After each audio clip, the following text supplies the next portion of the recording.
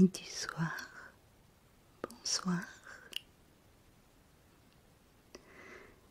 Ce soir, je vais évoquer avec vous le sujet des grimoires dans leur généralité.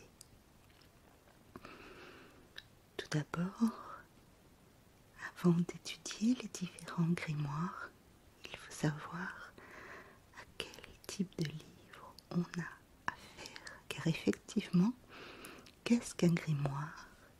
C'est avant tout un livre.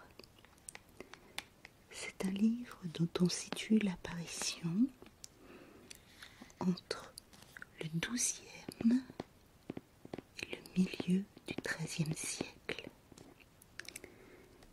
Et c'est surtout son contenu qui est spécial.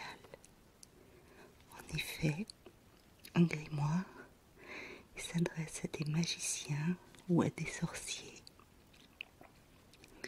Il contient des mélanges de recettes diverses, autant pour guérir que pour conjurer, invoquer ou révoquer des démons et des anges, faisant ainsi appel à des croyances particulières.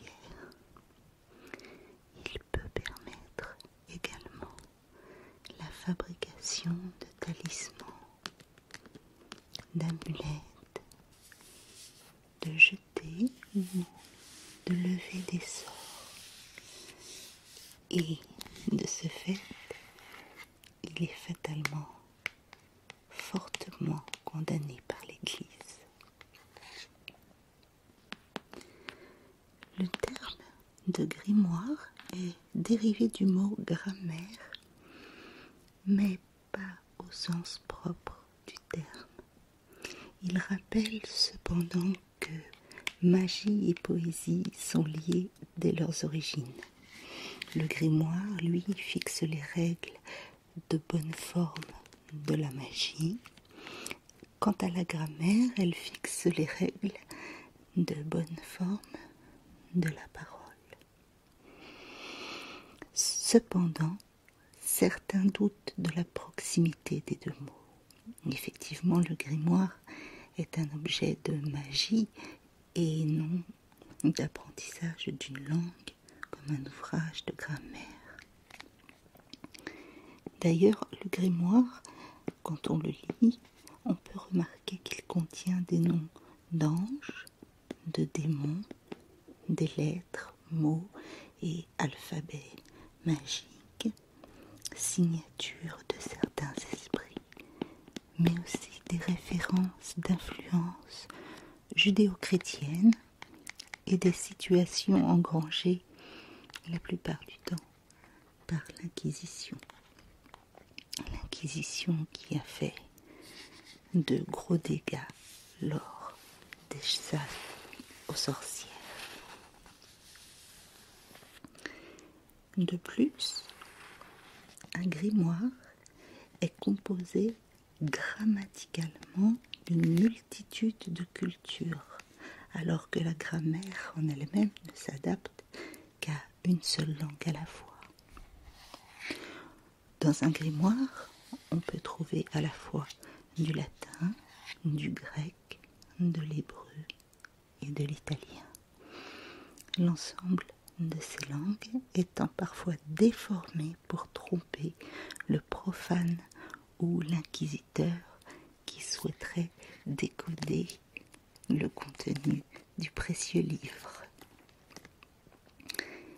Les grimoires ont fait l'objet de condamnations de l'Église, dont une liste initiée par le pape Paul VI en 1557 s'achève en 1966. Cette liste porte un nom. Il s'agit de l'Index Librorum Prohibitorum. Il reste que les grimoires sont des ouvrages fascinants qui ont attisé la curiosité d'écrivains tels que Goethe, John Milton ou même encore Lovecraft. contenu du grimoire, qui est codé bien entendu, s'adresse aussi bien aux lecteurs savants qu'aux lecteurs populaires.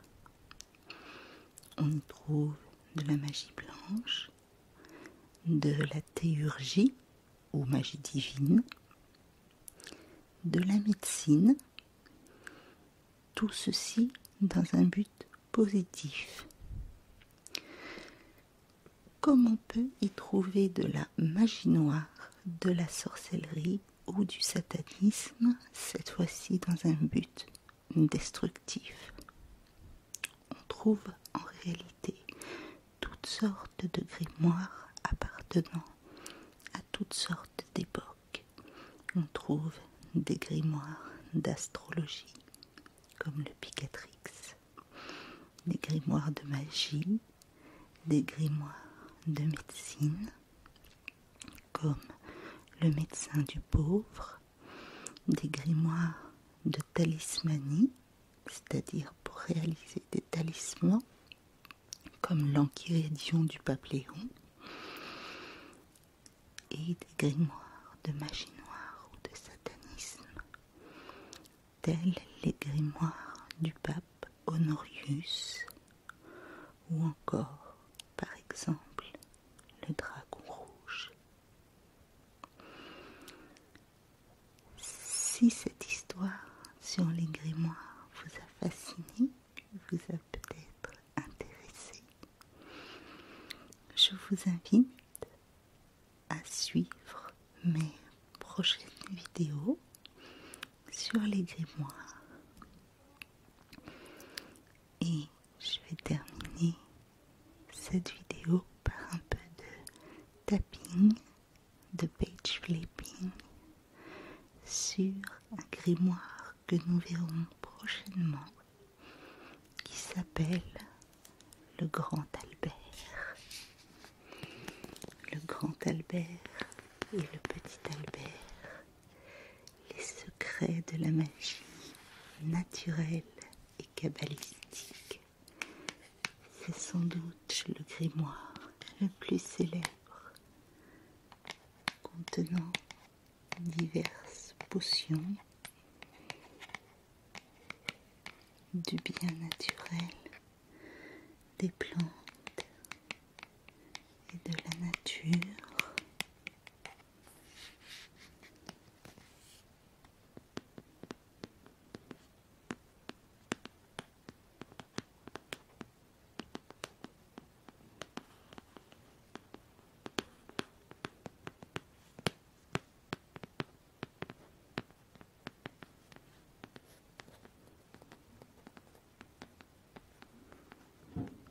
Il s'agit bien sûr d'une réédition. Vous en apprendrez plus lors du chapitre sur ce livre merveilleux.